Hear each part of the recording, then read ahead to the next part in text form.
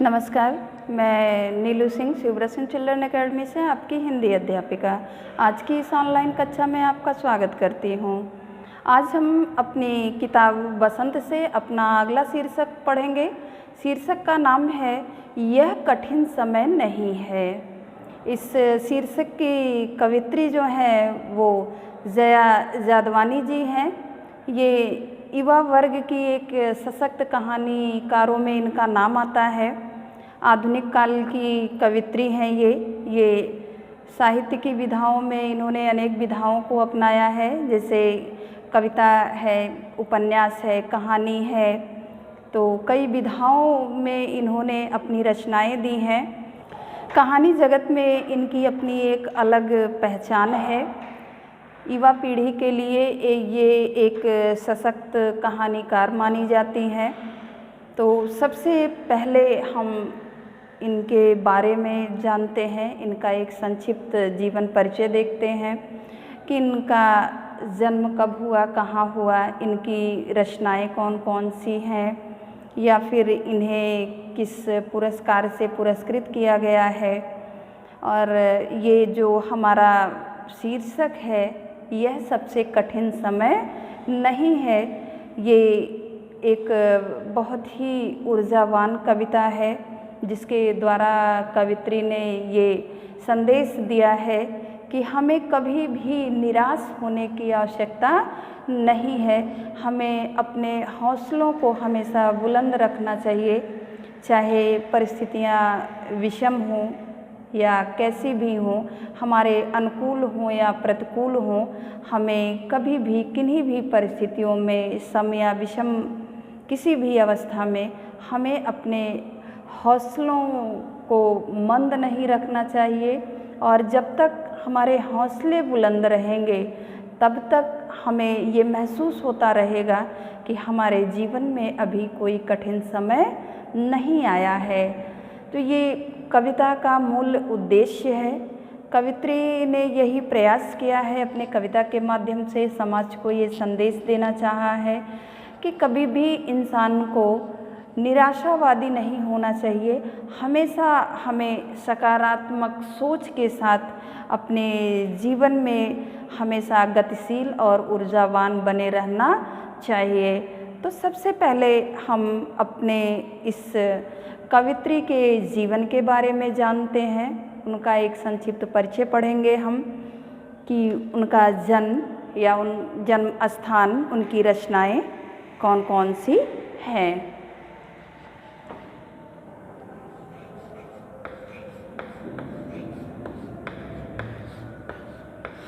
कवित्री का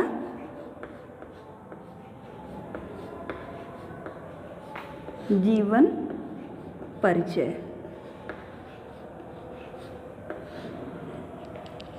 नाम है जया जादवानी।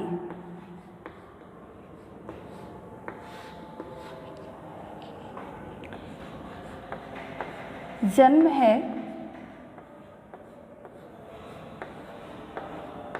1 मई 1959। स्थान है कोतमा,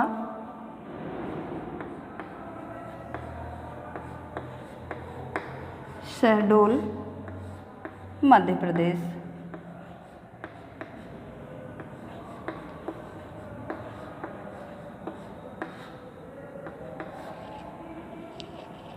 इनकी प्रमुख रचनाएं हैं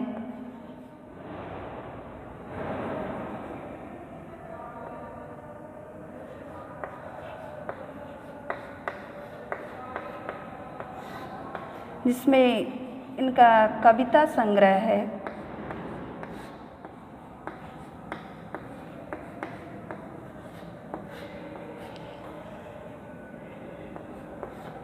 तो इनकी सबसे पहली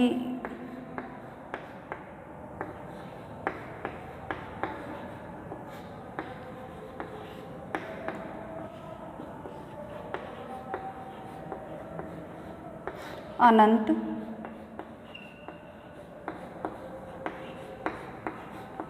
भावनाओं के बाद भी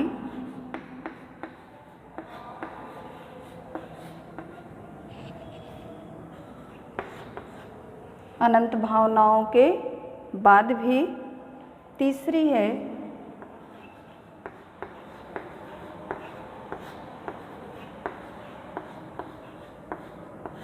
कोई उठाता है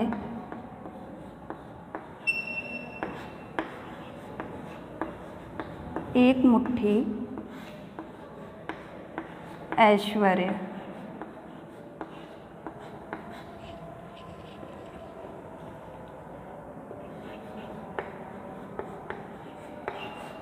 कहानी है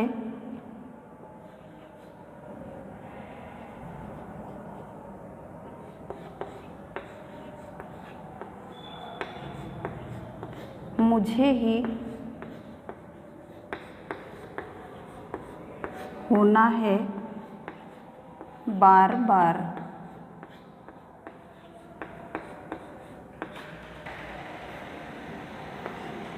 दूसरी है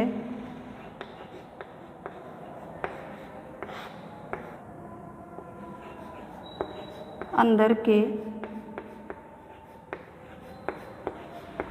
पानियों में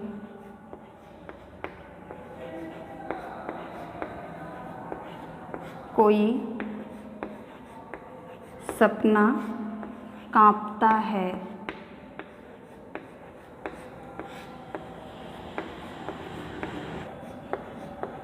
मैं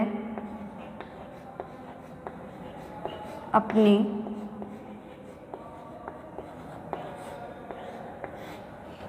मिट्टी में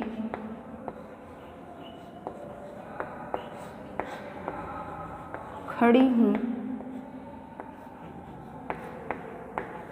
कंधे पर अपना हल लिए। उपन्यास है इनका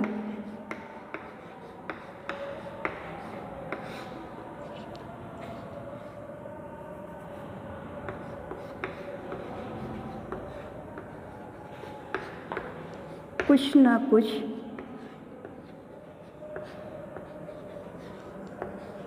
छूट जाता है।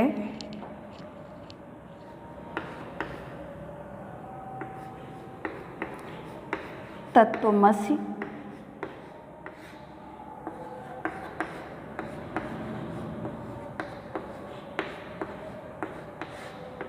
मिठो पानी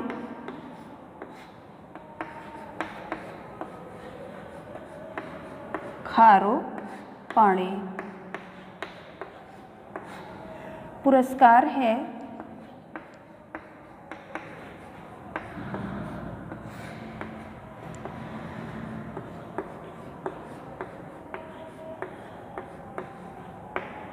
छत्तीसगढ़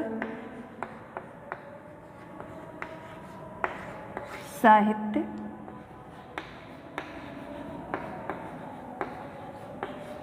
अकादमी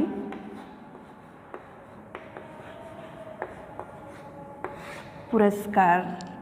तो ये तो हमारी कवित्री जया जादवानी का एक छोटा सा संक्षिप्त परिचय है कि उनका जन्म हुआ था 1 मई 1959 को। जन्म स्थान है कोतमा, शहडोल, मध्य प्रदेश में। उनकी रचनाओं में उनका कविता संग्रह है उनकी मैं शब्द हूँ। अनंत भावनाओं के बाद भी कोई उठाता है एक मुट्ठी ऐश्वर्य। कहानी संग्रह है उनकी कि मुझे ही होना है बार बार। अंदर के पानियों में कोई सपना कांपता है। मैं अपनी मिट्टी में खड़ी हूँ, कंधे पर अपना हल लिए। उपन्यास है इनका कुछ न कुछ छूट जाता है। दूसरा है तत्वमसि, तीसरा मिठो पानी, चौथा खारो पानी। पुरस्कार इनको मिला है छत्तीसगढ़ साहित्य अकादमी पुरस्कार। तो ये कविता जो हमारा शीर्षक है, जो कविता इसमें हम पढ़ेंगे, यह सबसे कठिन समय नहीं है।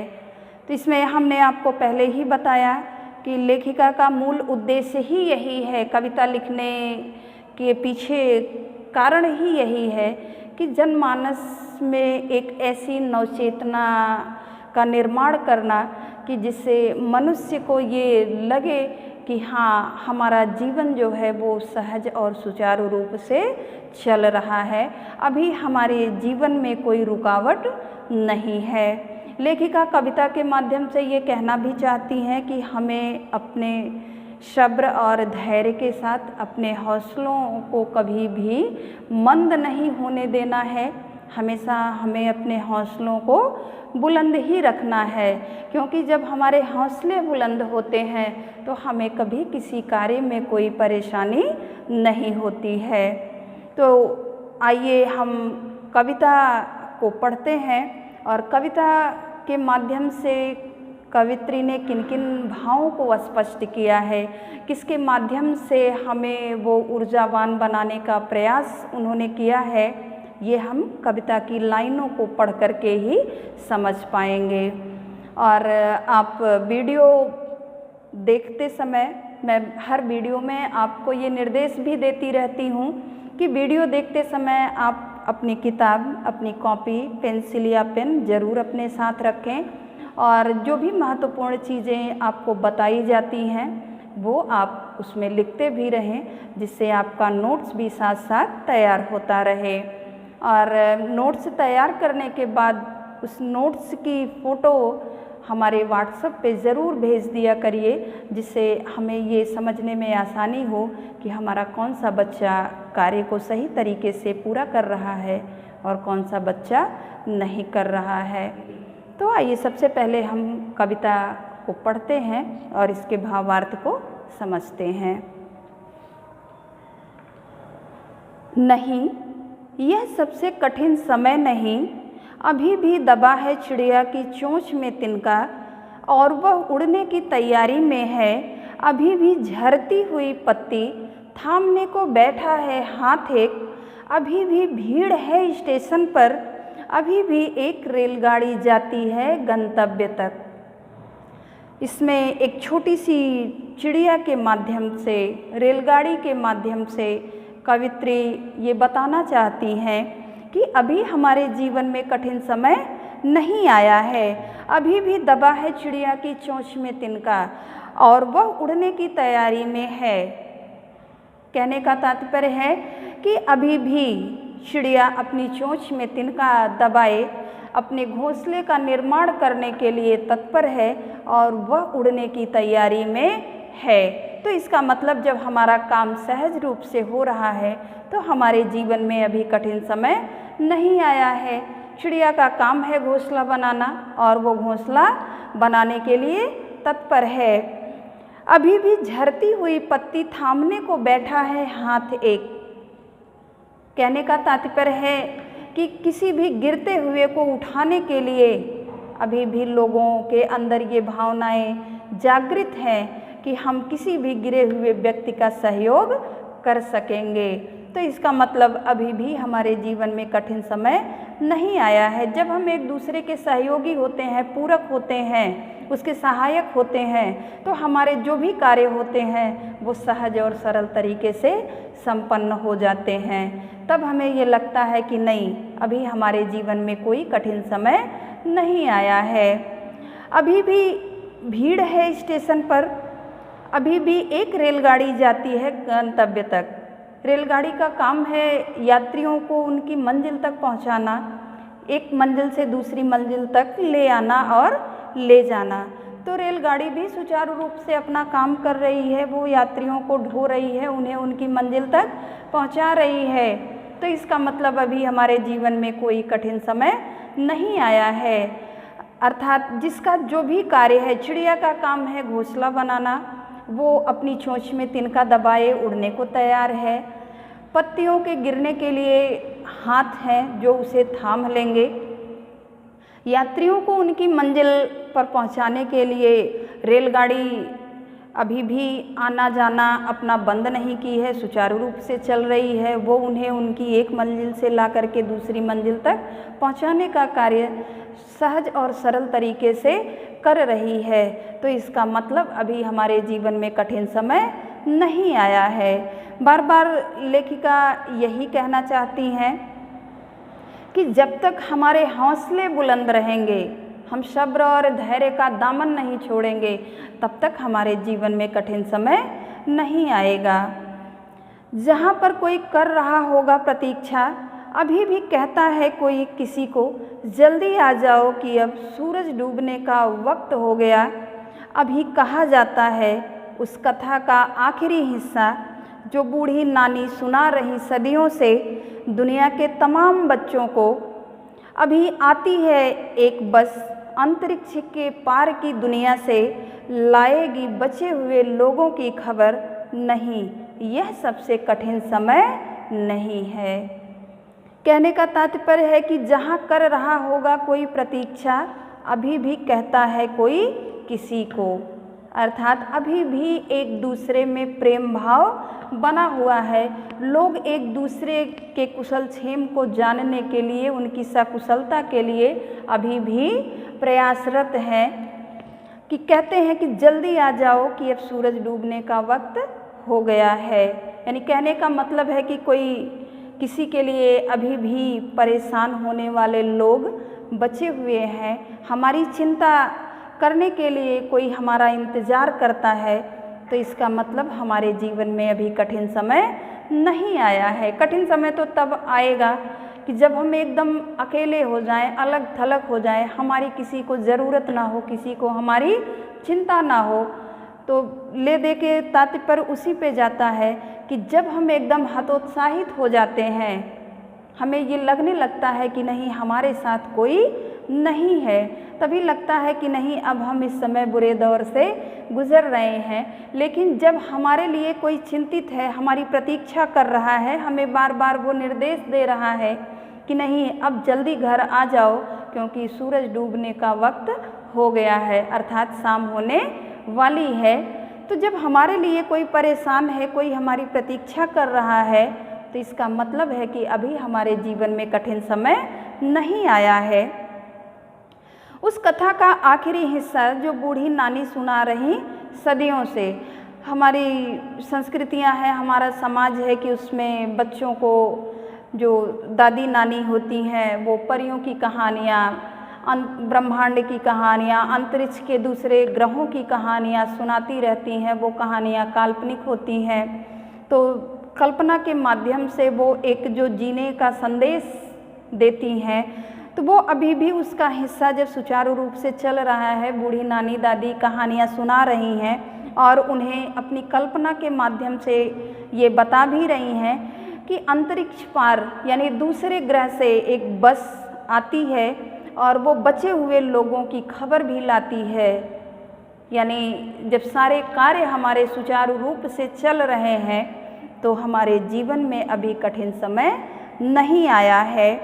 तो इस कविता में कवित्री ये कहना चाहती हैं कि जब तक हम आशावादी दृष्टिकोण को अपनाते रहेंगे, हमारी जो सोच होगी वो सकारात्मक होगी, तब तक हमें अपने जीवन के कठिन दौर का अनुभव नहीं होता है। कठिन दौर का अनुभव हमें तभी होता है जब हम हतोत्साहित हो जाते हैं या हमें लगने लगता है कि हमारे साथ कोई नहीं है, हमारे किसी संबंध में मिठास नहीं है, प्रेम नहीं है, तो व्यक्ति हतोत्साहित होने लगता है। तो कविता का मूल उद्देश्य ही यही है कि हमें अपने हौसलों को हमेशा बुलंद रखना चाहिए। चिड़िया के माध्यम से बताया है कवित्री ने कि चिड़िया अपना घोंसला बनाने के लिए अभी भी तत्पर है, क्योंकि चिड़िया का काम ही है घोंसला बनाना। अभी भी झरती हुई पत्ती थामने को बैठा है हाथ, अर्थात पत्ती के माध्यम से ये संदेश दिया है उन्होंने कि अभी भी गिरते हुए लोगों को थामने के लिए अनेकों हाथ तत्पर हो जाते हैं। रेलगाड़ी यात्रियों को एक गंतव्य से दूसरे गंतव्य तक पहुंचाने के लिए तत्पर है, वो अपना काम सुचारू रूप से कर रही है। अभी भी कोई हमारा इंतज़ार कर रहा है, हमारी प्रतीक्षा कर रहा है, हमारे आने के लिए चिंतित है, हमारी कुशलता के लिए, कुशल क्षेम जानने के लिए वो अभी भी चिंतित है कोई।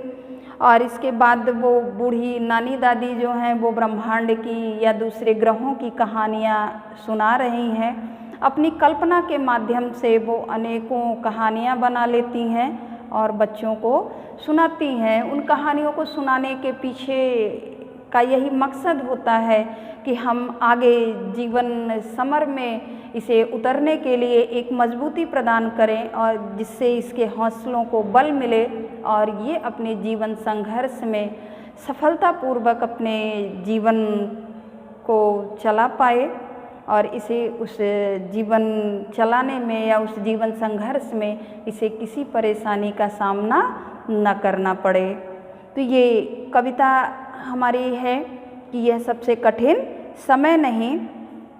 कहते हैं कि जब तक सारे कार्य सहज और सरल रूप से होते रहेंगे तब तक जीवन में कठिन समय नहीं आता है। तो हमारे कार्य सहज और सुचारू रूप से तभी तक होते रहेंगे जब तक हम हतोत्साहित नहीं होंगे, हमारे हौसले बुलंद होंगे, हमारे अंदर वो संघर्ष करने का जज्बा होगा कि हम अपने इस कार्य को सरल रूप से कर सकते हैं। आप इसे और माध्यम से समझ सकते हैं। कहते हैं कि किसी की लाइन है कि हो के मायूस ना यूं शाम सा ढलते रहिए, जिंदगी भोर है सूरज सा निकलते रहिए। एक ही पाँव पर ठहरेंगे तो थक जाएंगे, एक ही पाँव पर ठहरेंगे तो थक जाएंगे, धीरे धीरे ही सही सही राह पर चलते रहिए। तो लेखिका का भी यही मकसद है कि आप अपने जीवन में संघर्ष करते रहिए, अपने हौसलों को बुलंद रखिए और हौसले बुलंद रहेंगे तो जीवन में कभी कोई कठिनाई नहीं आएगी। आप कठिन से कठिन समस्या को भी आप आसानी से हल कर लेंगे।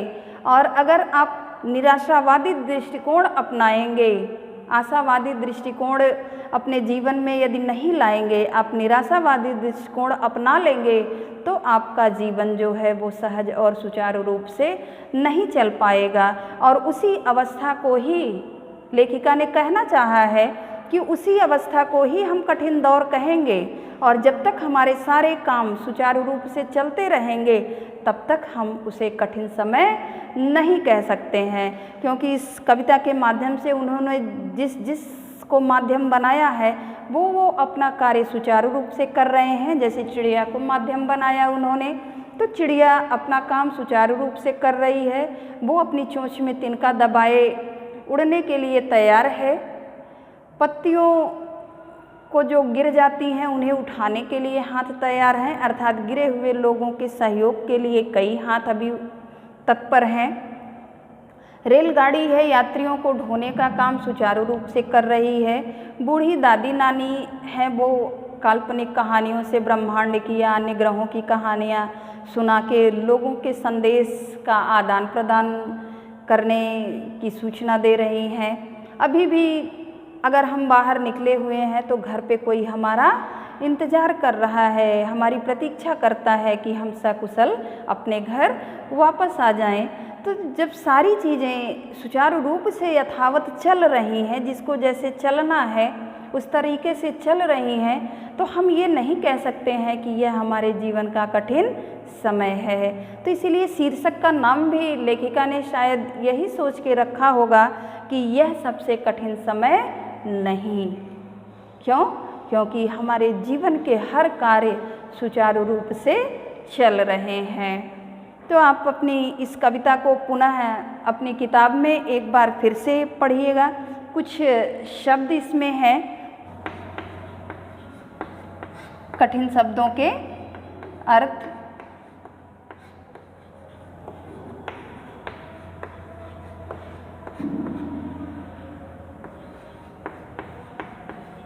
शब्द अर्थ। शब्द है झरती, झरती का अर्थ होता है जैसे गिरना। थामने यानी पकड़ना या सहारा देना।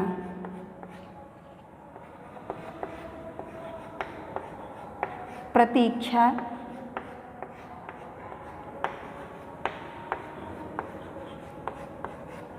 का अर्थ होता है वक्त, का अर्थ होता है समय। तो ये कुछ शब्द हैं जिनके अर्थ हैं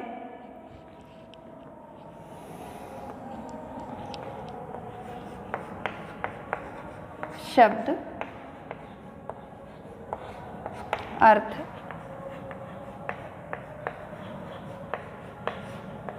आखिरी,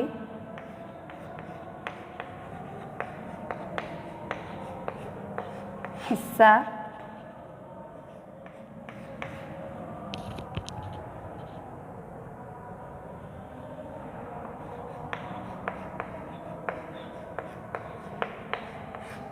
सदियों से,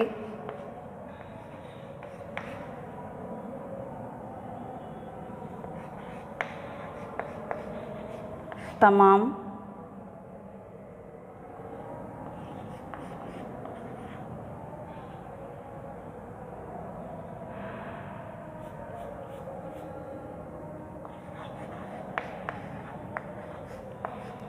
कठिन,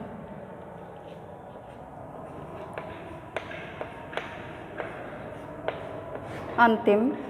हिस्सा का अर्थ होता है भाग, सदियों से अर्थात पुराने समय से,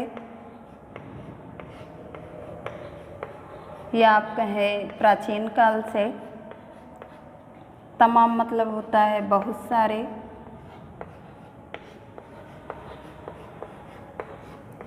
कठिन मतलब होता है मुश्किल।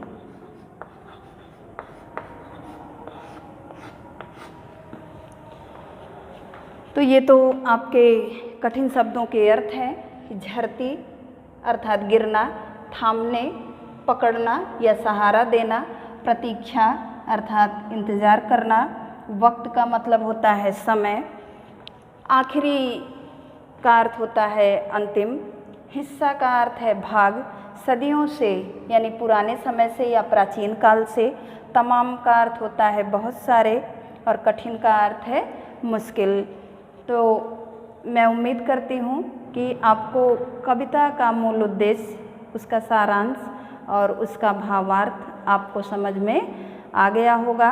आप वीडियो को अच्छे से देखिए और अपनी किताब से कविता को पुनः एक बार जब आप पढ़ेंगे तो आपको इसका भावार्थ और अच्छे से समझ में आ जाएगा। धन्यवाद।